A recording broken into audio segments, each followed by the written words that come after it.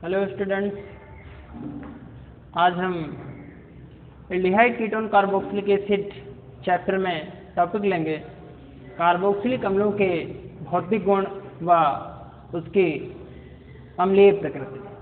ठीक है, ये जो टॉपिक है तो ये इस चैप्टर से रिलेटेड 15वीं वीडियो होगी हमारी। तो आइए देखते हैं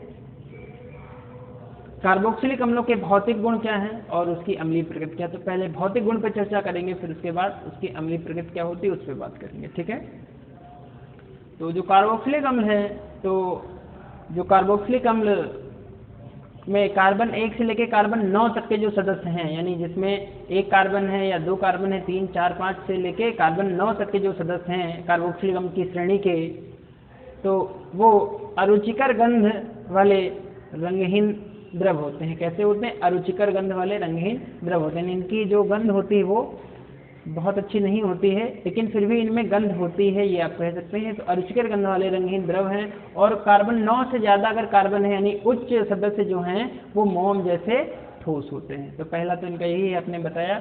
जो इनके क्वथनांक होते हैं, तो इनके क्वथनांक उच्च होते हैं। किससे उच्च होते हैं? अगर समतुल्य आणविक द्रव्यमान वाले एल्डिहाइड कीटोन और एल्कोहल की आप बात करें, यानी इनके लगभग समान हो, 1-2 कम हो या 1-2 ज़्यादा हो तब भी चलेगा, लेकिन अगर समान है, लगभग समतुल्य आणविक द्रव्यमान वाले एल्डिहाइड कीटोन और कार्बोक्सिलिक एसिड हैं, सर एल्डिहाइड कीटोन और एल्कोहल, तो उनके क्वथनांकों से कार्बोक्सिलिक अम्लों के क्वथनांक उच्च होते हैं। क्यों उच्च होते हैं? क्योंकि जो कार्बोक्सिलिक अम्ल के अणु हैं तो आपस में अंतरा अणुक हाइड्रोजन बॉन्डिंग करके डाइमर यानी द्वितीय बना लेते हैं। ठीक है, डाइमर जब बना लेते हैं तो दो अणु जब आपस में संगुणित हो जाते हैं तो एक बड़ा सा अणु बन जाता है, जो वाष्प अवस्था में भी दोनों अणु यानी दो अलग अलग अणु आपस में जब संगुणित होते तो उनका संगुणन टूटता नहीं है। ठीक है, तो इस संगुणन को हम जरा सा समझेंगे कैसे होता है। एग्जाम्पल के तौर पे हम एसिटिक एसिड लेते हैं, CH3COOH। देखते CH3COOH, इसकी स्ट्रक्चर हम लिख सकते हैं CH3C, एक डबल बॉन्ड इधर और इधर OH, एक इधर हम लिखते हैं CH3, फिर C डबल बॉन्ड O और फिर इधर OH। ये देखते हैं, तो इसमें हम क्या देखते हैं, एक एसिटिक एसिड का एक अणु है, ये दूसरा अणु है, तो इनके बीच में हाइड्रोजन और ऑक्सीजन के बीच में हाइड्रोजन बॉन्डिंग हो जाती है। इधर इस हाइड्रोजन इस ऑक्सीजन के बीच में बॉन्डिंग हो जाएगी, तो एक चक्रीय संरचना हमको मिल गई, यानी दो अणु आपस में संगुणित हो गए, जुड़ गए। तो अब ये दोनों अणु एक अणु के जैसा व्यवहार करेंगे। तो दो अणुओं का एक अणु बनाना, ये क्रिया कहलाती है डाइमर फॉर्मेशन, डाइमर बनना। डाइमर हिंदी इंग्लिश में बोलते हैं, हिंदी में द्वितीय बोलते हैं, द्वितीय। फिर द्वितीय बना लेते हैं, डाइमर बना लेते हैं। इसके कारण अब जो दोनों अणु आपस में संगुणित हो गए तो ये एक भारी अणु के जैसा व्यवहार करेंगे।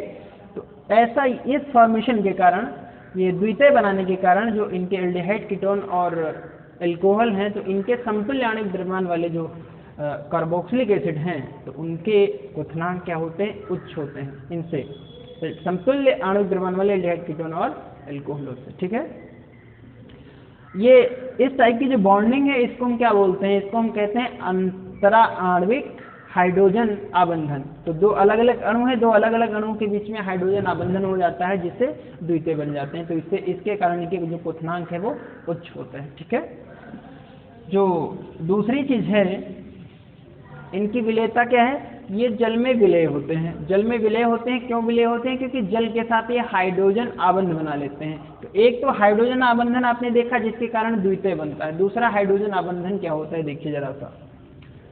ये है CH3C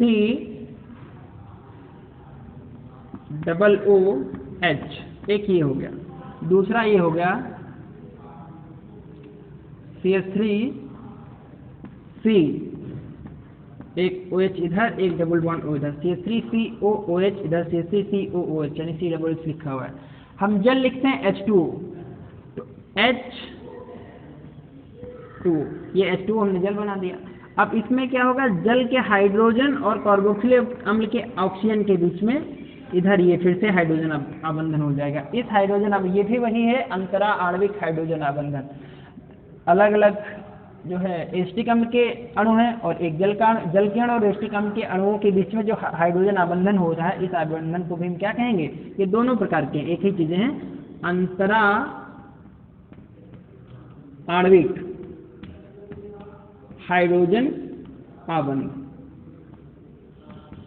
ये आबंध बनने के कारण, ये आबंध जब बन जाते हैं तो ये कार्बोक्सिलिक अम्ल जल में आसानी से घुल जाते हैं, विलय हो जाते हैं। ठीक है, तो ये अंतराणविक हाइड्रोजन आबंधों के कारण कार्बोक्सिलिक एसिड जल में विलय होते हैं, जल में आसानी से घुल जाते हैं। जो अगली बात है तो ये, और जो बेंजीन, ईथर, एल्कोहल, इस प्रकार के जो कार्बनिक विलायक हैं, कम ध्रुवीय कार्बनिक विलायक हैं, उनमें भी कार्बोक्सिलिक अम्ल विलय होते हैं। यानी जो कम ध्रुवीय कार्बनिक विलायक जैसे कि बेंजीन, ईथर, एल्कोहल, ये सब कार्बनिक विलायक हैं, आपको पता है। तो कम ध्रुवीय कार्बनिक विलायकों में भी क्या होते हैं? कार्बोक्सिलिक अम्ल विलय होते हैं, सॉल्यूबल होते हैं। ठीक है, तो ये जो मुख्य भौतिक गुण हैं उन पर हमने चर्चा की। अब हम लेंगे दूसरा, acidic nature of carboxylic acid. आपने कहा जो कार्बोक्सिलिक अम्ल है ये अम्लीय होते हैं, तो इनके अम्लीय गुण किस कारण होता है और उनकी प्रबलता एल्कोहलों, फिनॉलों की अपेक्षा इनकी प्रबलता कैसी होती है, उस पर फिर चर्चा कर रहे हैं आगे।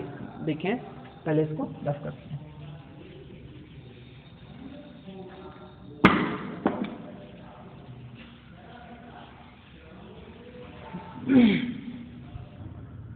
तो अब देखते हैं कि कार्बोक्सिलिक अम्लों का एसिडिक नेचर यानी उनकी अम्लीय प्रकृति कैसी होती है। ठीक है, तो कार्बोक्सिलिक अम्ल जो हैं RCOOH, इनको जब आप जल में घोलेंगे तो ये क्या करेंगे? ये RCOO माइनस और H प्लस, कहने का मतलब कार्बोक्सिलेट आयन और हाइड्रोजन आयन।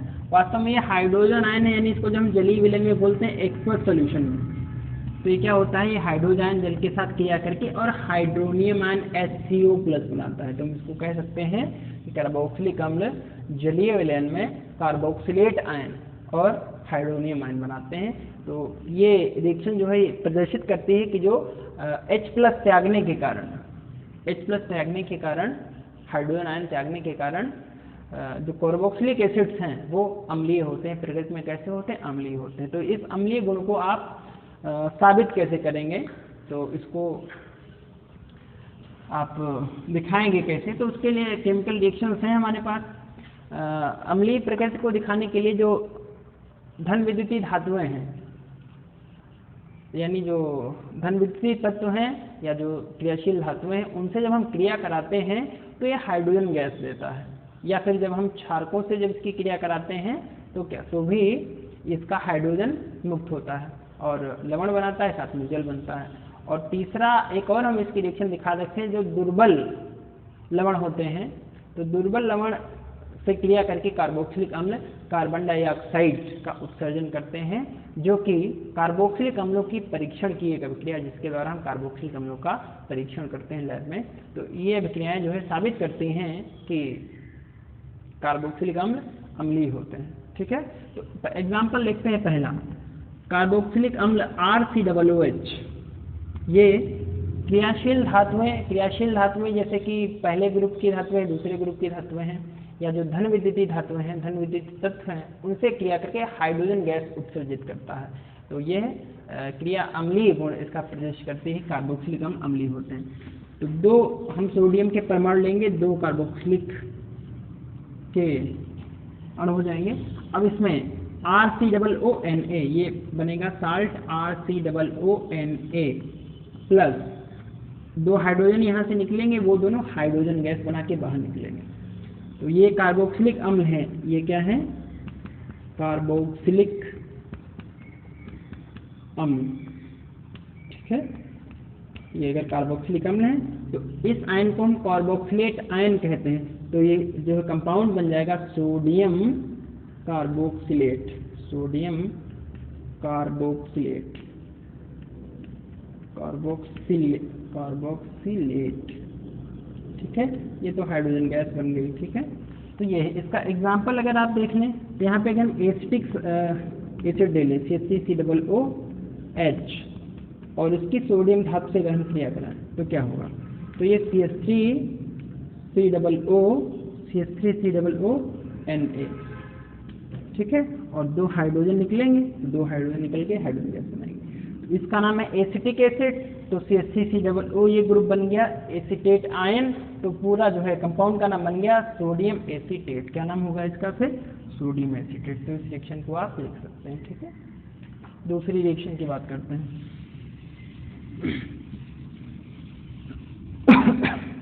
दूसरी रिएक्शन, जब इनके क्षारकों से क्रिया कराते हैं तब भी इसका हाइड्रोजन मुक्त होता है। कहने का मतलब है, एग्जाम्पल के तौर पे ले लेते हैं। चलिए पहले डिफिनीशन ही ले, RCOOH प्लस NaOH, प्रबल क्षार है NaOH। इसकी जब क्रिया हम कराते हैं तो इसका हाइड्रोजन और क्षारकों का OH ये जल बनाएगा तुरंत। आपको पता है ये क्या होगा फिर? RCOONA बन जाएगा सीधा सीधा, RCOONA। इसका नाम क्या है? Sodium carboxylate. तो यहाँ पे भी कार्बोक्सिलिक अम्ल के हाइड्रोजन रिलीज हुआ, तो उसके कारण फिर क्या हुआ? ये अम्लीय गुण दिखाएगा, यानी ये अम्लीय प्रकृति की अभिक्रिया है। एग्जाम्पल इसका भी दे सकते हैं। चलिए अब आप फॉर्मिक एसिड ले लीजिए, HCOOH प्लस NaOH दिखाइए, NaOH। अब ये हाइड्रोजन, ये हाइड्रोक्सिल, दोनों जल बना लेंगे H2O, और इधर बन जाएगा HCOONA, ठीक है, ये बन जाएगा। अब अगर ये फॉर्मिक एसिड है, इनका नाम होता है फॉर्मिक एसिड, तो ये हो जाएंगे सोडियम फॉर्मेट। क्या हो जाएंगे? सोडियम फॉर्मेट, ठीक है। अच्छा, ये तो एक बात हुई। आईपीसी में इसको हम क्या बोलते हैं? आईपीसी में इसको बोलते हैं मेथेनोइक अम्ल, ठीक है। तो आप इसको याद रखेंगे, ये हो गया। तीसरी जो अभिक्रिया है वो इम्पोर्टेंट अभिक्रिया है, क्योंकि इस अभिक्रिया का उपयोग हम कार्बोक्सिलिक अम्लों के परीक्षण में करते हैं, ठीक है। तो परीक्षण क्या करना है? जो कार्बोक्सीOH ग्रुप है RCOOH, इसकी दुर्बल क्षारकों से क्रिया, दुर्बल क्षारकों जैसे NaOH, NaHCO3, सोडियम बाइकार्बोनेट या पोटेशियम बाइकार्बोनेट, इनसे जब हम कराते हैं तब क्या होता है? RCOOH की हम सोडियम बाइकार्बोनेट NaHCO3 से जब हम रिएक्शन कराएंगे तो ये बुदबुदाहट के साथ कार्बन डाइऑक्साइड गैस का उत्सर्जन करते हैं, ठीक है। रिएक्शन कैसे होती है? ये तो RCOONA, ये हाइड्रोजन यहाँ का निकलेगा, ये RCOONA सोडियम कार्बोक्सिलेट बन जाएगा। दूसरा क्या बनेगा?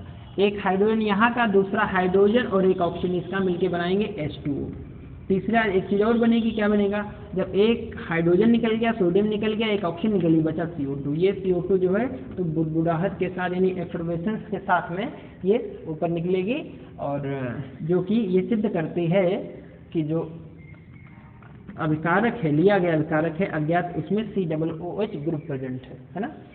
तो ये COOH ग्रुप यानी कार्बोक्सिलिक समूह टेस्ट करना की एक विधि है कि यदि हम दिए गए अज्ञात यौगिक के विलयन में सोडियम बाइकार्बोनेट का विलयन मिलाते हैं तो उसमें बुदबुदाहट के साथ गैस निकलती है। अगर बुदबुदाहट के साथ गैस निकल रही है तो इसका मतलब है जो कंपाउंड अज्ञात कंपाउंड लिया था उसमें क्या है? कार्बोक्सिलिक ग्रुप यानी COOH प्रेजेंट है, ठीक है। तो ये है कार्बोक्सिलिक अम्लों का परीक्षण। तो ये अभिक्रिया भी जो है इसकी अम्लीय प्रकृति को स्पष्ट करती है, ठीक है। तो ये हो गई। तो इस तरह से आपने बताया कि जो कार्बोक्सिलिक अम्ल हैं वो अम्लीय प्रकृति के होते हैं, वो अम्लीय होते हैं, ठीक है। तो अच्छा, अम्लीय होते हैं तो ये अगर इनकी हम प्रबलता की बात करें, प्रबलता, तो इनकी प्रबलता कैसी होती है?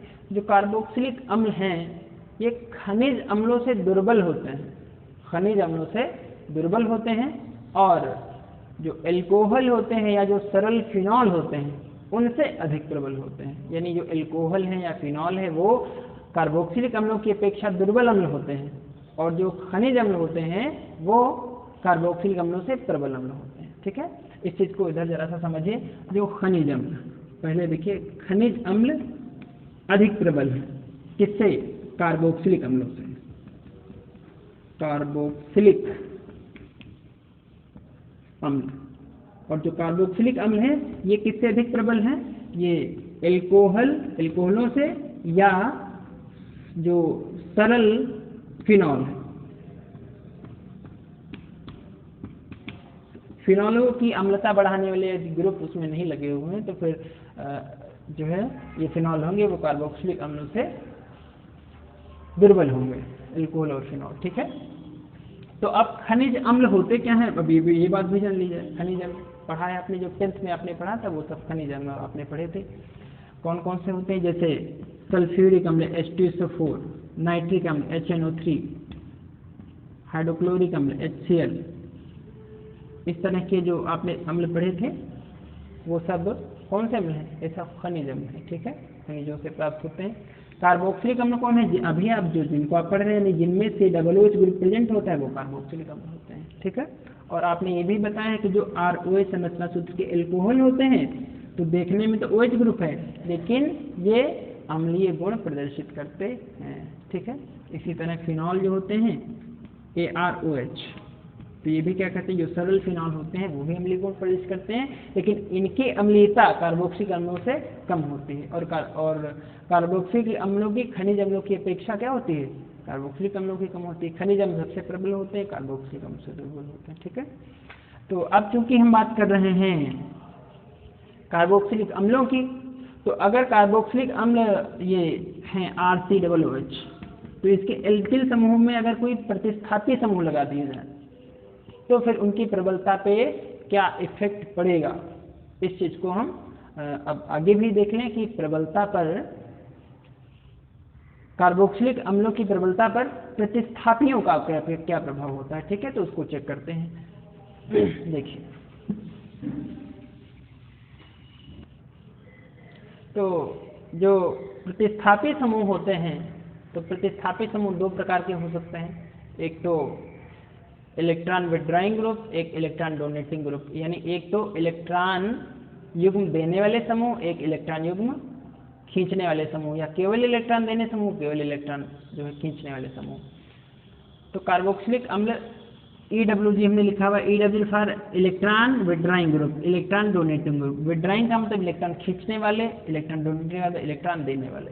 तो दो प्रकार के समूह, दो प्रकार के प्रतिस्थापी हो सकते हैं। ठीक है, इनका इफेक्ट क्या होता है कार्बोक्सिलिक समूह पर। देखिए, जो इलेक्ट्रॉन विड्रॉइंग ग्रुप होते हैं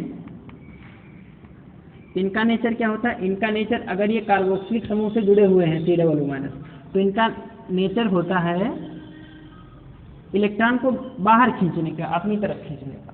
तो जब ये अपनी तरफ खींचेंगे तो यहाँ पे जो हाइड्रोजन लगा है पहले, तो वो पहले से ही पॉजिटिव हो और पॉजिटिव हो जाएगी, तो फिर वो क्या होगी, वो इनको इलेक्ट्रॉन देगी और ये बाहर निकल लेगी H+, यानी जो COO है उस पर क्या हो जाएगा, निगेटिव चार्ज हो जाएगा। ठीक है, दूसरा, अगर जो इलेक्ट्रॉन डोनेटिंग ग्रुप लगा है, इलेक्ट्रॉन देने वाले अगर समूह लगे हैं कार्बोक्सिलिक पे, तो क्या होगा, तो अब ये क्या करते हैं, इसको इलेक्ट्रॉन प्रोवाइड कराते हैं, इसको इलेक्ट्रॉन देते हैं। तो वैसे तो ये पॉजिटिव होता है, पॉजिटिव होता है। अब ये इलेक्ट्रॉन इनको देना चाह रहे हैं, लेकिन अब ऑप्शन क्या कर रहा है, ऑप्शन को इधर से इलेक्ट्रॉन दूसरी तरफ से मिल रहे हैं, तो वो इसकी तरफ जो इलेक्ट्रॉन खींचने का उसकी प्रवृत्ति है विद्युत ऋणात्मकता, विद्युत ऋण विद्युतीय गुण, तो इससे थोड़ा सा कम अट्रैक्ट करेगा। वो जब इधर से जब इसको इलेक्ट्रॉन मिल रहे हैं तो इस पर ज़्यादा फोर्स नहीं करेगा, यानी अगर ये इलेक्ट्रॉन बाहर निकलना भी चाह रहा है तो उसको रोकेगा, तो इसके कारण इलेक्ट्रॉन जल्दी बाहर, हाइड्रोजन आयन जल्दी बाहर नहीं निकल पाएगा। तो जब बाहर नहीं निकल पाएगा तो फिर उसका जो अम्लीय गुण है वो क्षीण हो जाएगा, कम हो जाएगा। ठीक है, तो जो इलेक्ट्रॉन विड्रॉइंग ग्रुप है यानी इलेक्ट्रॉन खींचने वाले समूह, इलेक्ट्रॉन अपनयक समूह हैं, तो वो क्या करते हैं, वो अम्लीयता बढ़ा देते हैं। और जो इलेक्ट्रॉन डोनेटिंग ग्रुप है, इलेक्ट्रॉन उपनयक, इलेक्ट्रॉन देने वाले जो समूह हैं, वो क्या करते हैं, वो कार्बोक्सिलिक अम्लों की प्रबलता को कम कर देते हैं। ठीक है, ये बात है। समूह आपके सामने लिखे हुए हैं, जैसे किसी कार्बन से 3 फ्लोरीन ग्रुप लगे हो तो ये सबसे ज़्यादा प्रबल होता है, सबसे ज़्यादा प्रबल समूह ये है इलेक्ट्रॉन विड्रॉइंग ग्रुप। फिर इसके बाद फिर जो है नाइट्रो समूह है, साइनाइड ग्रुप है, फ्लोरीन, क्लोरीन, ब्रोमीन, आयोडीन और फेनिल समूह, ये सब क्या कहते हैं, इलेक्ट्रॉन विड्रॉइंग ग्रुप, इलेक्ट्रॉन खींचने वाले समूह हैं। तो ये अगर लगे हुए हैं तो इसका मतलब है वो सामान्य की तुलना में अधिक प्रबल होगा। और अगर इलेक्ट्रॉन डोनेटिंग ग्रुप लगे, उसे एल्कोक्सी ग्रुप लगा है, एल्कोहली ग्रुप, अमीनो ग्रुप या एल्किल ग्रुप लगा हुआ है, तो फिर ये क्या करेंगे, ये उसकी अम्लता को, कार्बोक्सिलिक अम्ल की अम्लीयता को कम कर देंगे। ठीक है, तो इनके एग्जाम्पल जरा सा देख लेते हैं, फिर अपनी बात पूरी कर लेते हैं। जैसे आपने ये कहा CH3COOH एसिटिक ग्रुप है ये, ठीक है, एसिटिक एसिड। अगर ये तीनों हाइड्रोजन फ्लोरीन के द्वारा क्या कर दिए जाए, प्रतिस्थापित कर दिए जाए, यानी हाइड्रोजन, तो अब क्या हुआ, ये CF3 ग्रुप बन गया। तो अब ये जो है अधिक प्रबल होगा, इन दोनों स्थितियों में जो CF3 है वो अधिक प्रबल होगा। हालांकि आपको CF3 जो है ये सबसे अधिक प्रबल होता है, ये प्रबलतम अम्ल होता है CH3COOH, ठीक है। इसके बाद में जैसे ये कंपेरिजन आपको करनी पड़े कि CH2 और एक F इसे लगा हुआ है, COOH लगा हुआ है। अब इन दोनों में आप तुलना करें कौन अधिक प्रबल होगा, तो चूंकि प्रतिस्थापित में फ्लोरीन लगा हुआ है, इधर कोई प्रतिस्थापी नहीं, तो ये फ्लोरीन जो है इलेक्ट्रॉन विड्राइंग हो, ये इलेक्ट्रॉन अपनी तरफ खींचेगा, इसकी अम्लता और बढ़ जाएगी। तो इन दोनों में एसिटिक अम्ल और फ्लोरोएस्टिक, अल्फा फ्लोरोएस्टिक अम्ल, दोनों में कौन अधिक प्रबल हो, अल्फा फ्लोरोएस्टिक अम्ल ये अधिक प्रबल होगा, ठीक है। और इसी तरह से आप इनकी अम्लता चेक कर सकते हैं। नाइट्रो ग्रुप अगर लगा हुआ है, CH3 CH CH2 COOH, एक ये लगा हुआ है CH3 CH2 CH COOH, एक ये ग्रुप लगा हुआ है। यहाँ पे इसके बाद अल्फा बीटा पोजीशन पे NO2 ग्रुप लगा हुआ है, यहाँ अल्फा पोजीशन पे ही NO2 ग्रुप लगा हुआ है। तो ये अल्फा पोजीशन पे, बीटा पे NO2 ग्रुप लगा हुआ है। तो एक चीज़, तो अब ये क्या हुआ, ये अल्फा नाइट्रो ब्यूटाइरिक अम्ल है, ये बीटा नाइट्रो ब्यूटाइरिक अम्ल है। दोनों की जो है अणुसूत्र समान है, संरचना में थोड़ा सा डिफरेंस है। तो अब ये दोनों जो है नाइट्रो ब्यूटरिक अम्ल है, तो इन दोनों में की प्रबलता में क्या फर्क होगा। अब देखिए नाइट्रो, एक तो आपने बताया है कि ये इलेक्ट्रॉन विड्राइंग ग्रुप है, यानी इसकी अम्लता तो बढ़ा देगा। सामान्य ब्यूटरिक अम्ल की तुलना में ये दोनों अधिक प्रबल है, सामान्य ब्यूटरिक अम्ल की तुलना में दोनों अधिक प्रबल है, क्योंकि इलेक्ट्रॉन विड्राइंग ग्रुप नाइट्रो समूह लगा हुआ है। लेकिन अब दोनों नाइट्रो है, एक अल्फा नाइट्रो ब्यूटरिक है, दूसरा नाइट्रो है बीटा नाइट्रो ब्यूटेरिक अम्ल।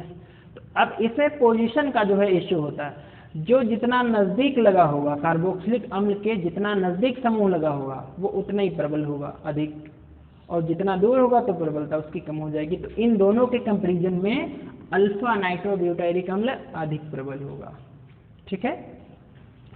अब यहीं पे अगर हम बात कर लें, नाइट्रो, एक तरफ नाइट्रो लगा हुआ है, दूसरी तरफ से इससे कम प्रबल साइनो समूह लगा हुआ है। तो अब चूंकि नाइट्रो अम्ल, नाइट्रो ग्रुप अधिक प्रबल होता है, तो अगर ये इन दोनों में साइनो ग्रुप और नाइट्रो ग्रुप दोनों में नाइट्रो अधिक प्रबल है, तो अब ये प्रबलता इसकी बढ़ जाएगी। हालांकि क्योंकि सेम ग्रुप नहीं है, सेम ग्रुप नहीं है, इसलिए पोजीशन का इश्यू नहीं। अगर ग्रुप सेम होते तब पोजीशन की हम स्थिति देखते हैं। अब इन दोनों में जो अधिक प्रबल है, अधिक प्रबल नाइट्रो है, तो अब नाइट्रो क्या होगा, नाइट्रो ब्यूटाइरिक अम्ल अधिक प्रबल हो जाएगा, इसके बजाय साइनो ब्यूटाइरिक अम्ल के, ठीक है। तो इस तरह से हम प्रबलता इनकी चेक कर सकते हैं। एक काम और कर लें, हाँ, और इधर देख लें, जैसे CH3 CH2 COOH, एक तो ये हमने प्रोपेनोइक अम्ल लिखा, दूसरा हम लिखे दे रहे हैं CH3 CH COOH, और यहाँ पे हमने हाइड्रोक्सी ग्रुप लगा दिया। अब इन दोनों में कौन अधिक प्रबल है। अब चूंकि यहाँ पे इलेक्ट्रॉन डोनेटिंग ग्रुप लगा हुआ है, इलेक्ट्रॉन को देने का प्रयत्न करेगा, तो फिर इसकी अम्लता हो जाएगी कम। कहने का मतलब अब ये अधिक अम्ल, ठीक है। ये तो इनकी अम्लता की बात हो गई, प्रबलता की बात हो गई। तो एक जनरल हम एग्जाम्पल ले रहे हैं, जैसे ये फिनॉल थे, इनमें फिनॉल नहीं बल्कि कार्बोक्सिलिक एसिड। अब इनमें एक आप मेथॉक्सी ग्रुप लगा दीजिए और एक सीधा सा बेंजोइक, ये बेंजोइक अम्ल हो गया, ये जो है क्या हो गया, ये पैरा मेथॉक्सी बेंजोइक हो गया, और एक इधर लगा दिया आपने बेंजोइक में, आपने क्या कर दिया, इधर आपने नाइट्रो ग्रुप लगा दिया। अब इन तीनों की प्रबलता का क्रम क्या होगा, क्योंकि देखिए यहाँ पे इलेक्ट्रॉन डोनेटिंग ग्रुप लगा हुआ है, यहाँ पे इलेक्ट्रॉन विड्राइंग ग्रुप लगा हुआ है, तो इन दोनों में ये अधिक प्रबल होगा, ठीक है, क्योंकि इलेक्ट्रॉन विड्रॉइंग ग्रुप लगा। अब इन दोनों में इधर इलेक्ट्रॉन डोनेटिंग लगा, यानी ये कम प्रबल है, ये अधिक प्रबल है, तो इन दोनों में ये प्रबल होगा। कुल मिला के प्रबलता का क्रम ये बन जाएगा, ठीक है। तो इस तरह से अलग अलग यौगिकों के बीच में आप जो प्रबलता का क्रम है या प्रबलता की तुलना कर सकते हैं अम्लीय गुण एसिटिक एसिड के। इंपॉर्टेंट है, बहुविकल्पी में भी क्वेश्चंस बनते हैं इस टॉपिक से, और कम्पिटिटिव एग्जाम्स में भी इसमें क्वेश्चन बनते हैं। IIT नीट वगैरह जब आप देते हैं तो इन टॉपिक से क्वेश्चंस बनते हैं, ठीक है। तो अच्छे से इसकी प्रैक्टिस कर लीजिए, और ये टॉपिक हम यहीं पे ख़त्म करते हैं। आगे हम लेंगे जो इसकी अन्य रासायनिक अभिक्रियाएँ हैं कार्बोक्सिलिक अम्लों की, उनको, ठीक है। धन्यवाद।